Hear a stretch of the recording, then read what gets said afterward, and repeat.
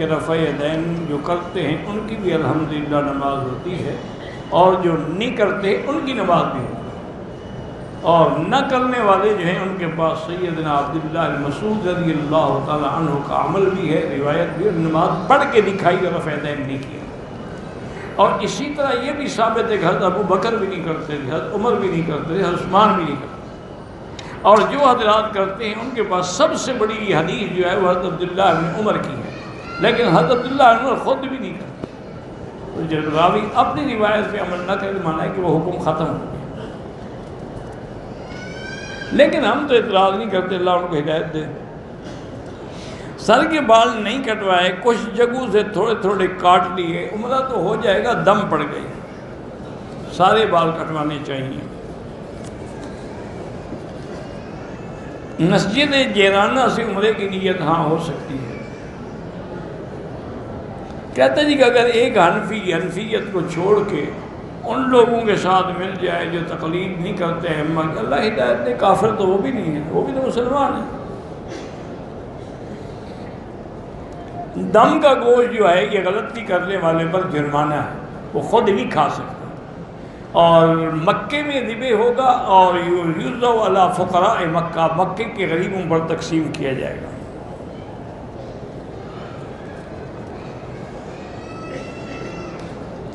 سرکاری ادارے میں ملازم ہوں جہاں پر لڑکیوں کی تعلیم ہوتی ہے، وہاں پر بے پردگی رہتی ہے، اپنی طرف سے کوشش کرو، اور کیا ہو سکتا، اپنی طرف سے ہر ممکن بچنے کی کوشش کرو۔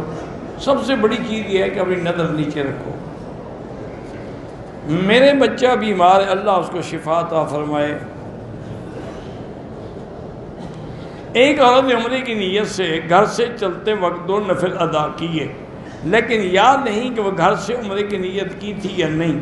ایئرپورٹ پر بیٹھے بیٹھے اپنے 2 ناخن کاٹ دیے، تو بہرحال جب اس کو نیت یاد ہی نہیں ہے تو نیت ایئرپورٹ سے کی ہوگی، گھر سے تھوڑی کی ہوگی۔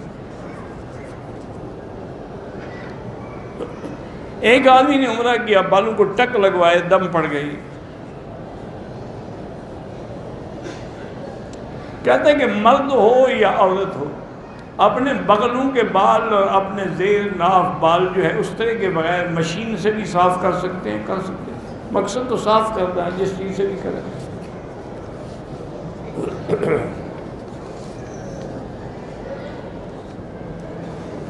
اکثر معتمر احرام باندھے باقی تمام ارکان ادا کرنے کے بعد احرام کی حالت میں ایک دوسرے کے بال کاٹ رہے ہوتے ہیں، کوئی حرج نہیں، جائز ہے۔ کل میں اور میری بیوی عرفات سے عمرہ ہو کر آئے، مطاف میں بیوی بچھڑ کے گم ہو گیا۔ ہوٹل میں ان سے پوچھا تو کہنے لگی کہ میں طواف مکمل کیا لیکن صفا مروہ نہیں کیا، تو نہیں کیا، دم واجب ہو گئی۔ اس کو لے جاتی، اسی وقت صفا مروہ کروا دیتے، بس مشکل کیا تھی۔ میری بیوی مدینے سے مکے کی نیت سے عمرے کی ادائیگی کے لیے احرام باندھ راستے میں بیمار ہو گئی، ہاسپٹل میں داخل ہے۔ بہرحال اللہ اس کو شفا دے، جب شفا ہو جائے تو عمرہ بھی کرے اور ایک دم بھی ادا کرے۔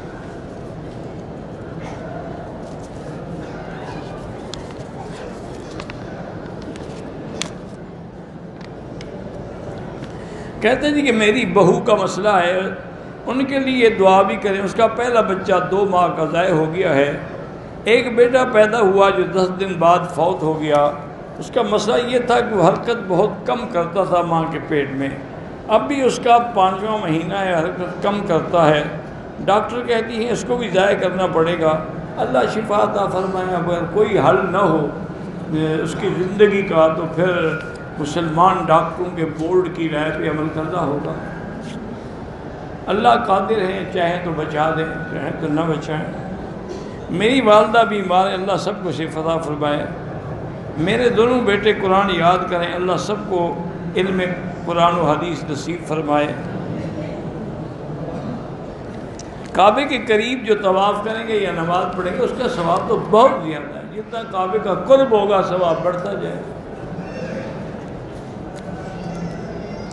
میں نے طواف ختم کیا لیکن 2 رکعت نہیں پڑھے، اب بھی پڑھ سکتے ہو، عشاء کے بعد بھی پڑھ سکتے ہو، کوئی بات، یہاں بھی پڑھ سکتے ہو، مقام ابراہیم کے جانا ضروری نہیں ہے۔ مکہ شریف میں ہم 1 ہفتہ رہیں گے، فرض نماز پڑھنے کے بعد مسافر کے لیے سنت معاف ہے، لیکن اگر پڑھو تو بڑی اچھی بات ہے، ثواب ملے گا، اور پھر آپ تو چند دن کے لیے آئے، پھر آپ کو مکہ مدینہ خدا جانے کب نصیب ہوگا۔ زندہ انسان کے لیے دعا کریں عمرہ نہیں۔ میری نانی بیمار ہیں، اللہ پاک نے اگر ان کے لیے شفا لکھی ہے شفا عطا فرمائیں، اگر ان کی موت ہے تو خاتمہ ایمان پہ فرمائیں۔ کہ مجھے کھانسی کی تکلیف ہے، ڈاکٹر سے جا کے رجوع کریں۔ نماز کے دوران ہم دعائیں پڑھ سکتے ہیں سجدے میں، لیکن وہ دعائیں جو حدیث میں ثابت ہیں حضور سے۔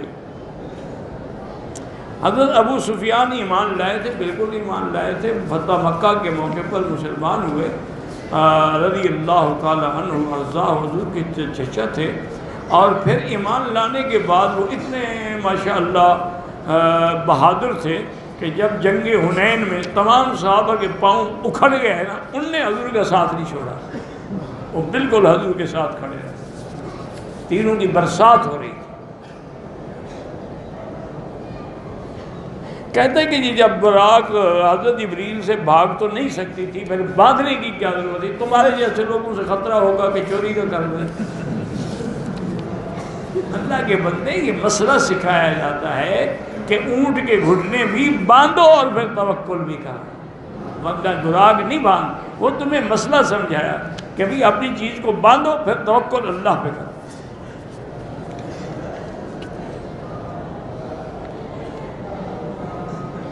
حضرت امام ابو حنیفہ رحمۃ اللہ علیہ نے کعبے کو دیکھ کر کیا دعا کی تھی اللہ عالم۔ میری بیٹی بیمار ہے، اللہ شفا عطا فرمائے۔ جنت میں کس رنگ کے پتہ نہیں کہ پرندے ہر کس رنگ کے ہوں گے، پتہ نہیں کیا مطلب ہے۔ براق کی قدر کا مطلب میں نے بتایا کہ گدھا سے بڑی تھی، بغلہ سے چھوٹی تھی۔ معراج کے وقت حضور نے کئی مقامات میں 2 رکعت پڑھی ہیں۔ وقت معراج تمام انبیاء استقبال حضور کے لیے اکٹھے تھے، اور اللہ نے تمام انبیاء سے عہد لیا تھا، اخذ اللہ میثاق النبیین، تمام پیغمبروں سے عہد لیا تھا کہ جب میرا نبی آئے تو تؤمن النبی، تم ایمان لے آنا اور اس کی مدد کرنا۔ تو آج اللہ نے ان سے وہ وعدہ پورا کرا دیا کہ وہ حضور کے پیچھے نماز بھی انہوں نے پڑھی، حضور کی امامت کو بھی قبول کیا۔ امت محمد پہ 5 نمازیں فرض لکھی 50 جاتی ہیں۔ اور صخرہ مانا پتھر، پتھر پہ انگلی سے سوراخ کر کے باندھا۔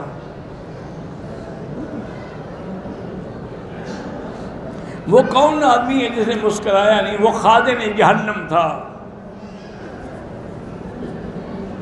ابھی بتایا ہے کہ موسیٰ علیہ السلام گندم رنگین تھے اور عیسیٰ علیہ السلام کا رنگ جو ہے سرخی مائل تھا۔ میرا بھائی بیمار ہے، اللہ شفا فرمائے، اللہ ہر بیمار کو شفا عطا فرمائے۔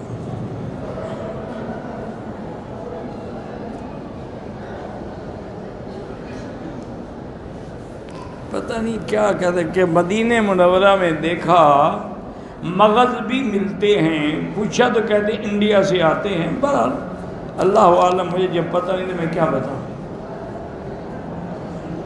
پاکستان سے ایک جماعت ڈنمارک گئی، خصوصی ملاقات کے لیے مرغی کے ذبح خانے میں گئے، مرغی ذبح کر رہے تھے۔ ان سے کہا اللہ کہ آپ اللہ کا کتنا ذکر کریں، ہر مرغی کے ذبح پر بسم اللہ اللہ اکبر پڑھتے ہیں۔ نے کہا ہماری زبان ربڑ کی نہیں ہے، بعض بسم اللہ اللہ اکبر پڑھتے، یہی مرغی ڈبوں میں پیک ہو کر مکے مدینے میں آتی۔ بہرحال اگر ڈنمارک میں دیکھا ہے آپ نے کو ذبح کرتے ہیں اچھی بات ہے، ہم نے تو کہا تھا کہ احتیاط کیا کرو۔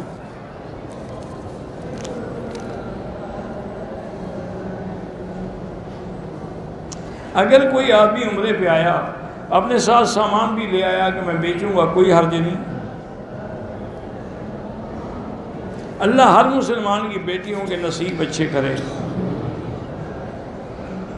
1/4 حصہ بالوں کا کٹنا ضروری ہے، نہ کاٹے تو دم پڑ جائے گی۔ عورتیں جنازہ پڑھ سکتی ہیں، بالکل پڑھ سکتی ہیں۔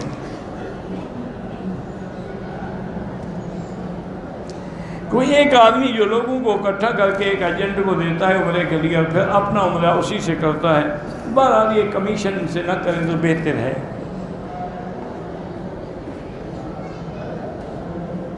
اگر لڑکا لڑکی کا نکاح ہو جائے رخصتی نہیں ہوئی تو کیا وہ آپس میں مل سکتے ہیں؟ اس کی بیوی ہے، نکاح کے بعد کی رخصتی کیا ہے؟ وہ تو ایک رواج ہے نا، نکاح کے بعد اس کی بیوی ہے۔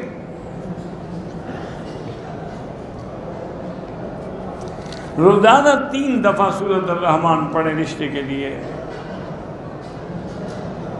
ہم مدینے سے مکہ آئے، احرام باندھا، ایک خاتون نے حالت حیض کے احرام نہیں باندھا، نیت بھی نہیں کی، اب مکہ میں ہیں، عمرے کے لیے کیا کریں؟ ان کا بہتر حال یہ ہے کہ طائف لے جاؤ، عمرہ کرا دو، دم نہیں دینی پڑے۔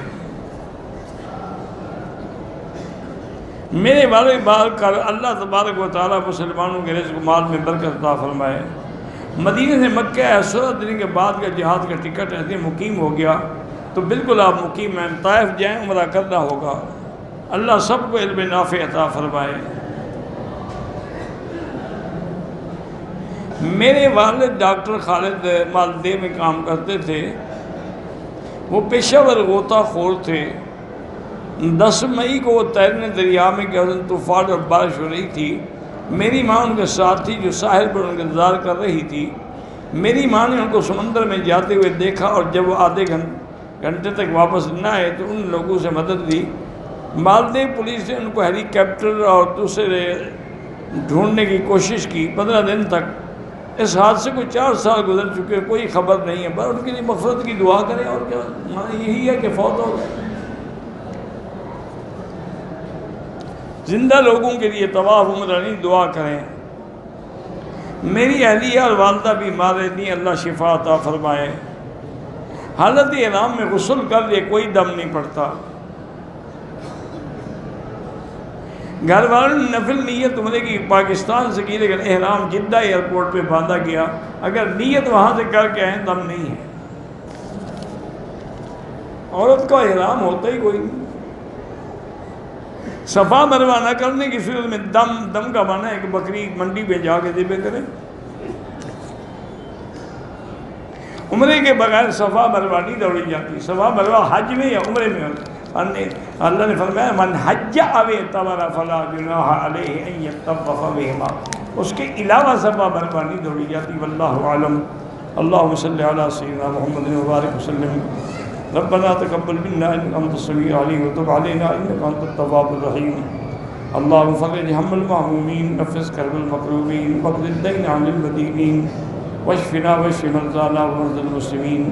یا اللہ بیماروں کو شفا عطا فرما، یا اللہ بیماروں کو شفا عطا فرما، یا اللہ بیماروں کو شفا عطا فرما، یا اللہ بے حیاؤں کو حیا عطا فرما، بے اولادوں کو اولاد صالح عطا فرما، جن کے گھروں میں بچی ہیں ان کے رشتے آسان فرما، بے روزگاروں کو روزگار عطا فرما، قرض داروں کے قرض عطا فرما، جن کا رزق تنگ ہے ان کے رزق میں برکتیں عطا فرما۔ یا اللہ ہمیں مانگنا بھی نہیں آتا، بغیر مانگے عطا فرما۔ یا اللہ بلد الامین اور حرمین الشریفین کو قیامت تک ہر فتنے سے محفوظ فرما۔ یا الہ العالمین مسلمان فلسطین میں ہیں، کشمیر میں ہیں، عرب میں ہیں، عجم میں ہیں، افغان میں ہیں، ان کی جان مال آبرو عزت کی حفاظت فرما۔ ربنا آتنا فی الدنیا حسنۃ وفی الآخرۃ حسنۃ وقنا عذاب النار۔ صلی اللہ تعالی علی خیر خلقہ سیدنا محمد وعلی آلہ وصحبہ اجمعین۔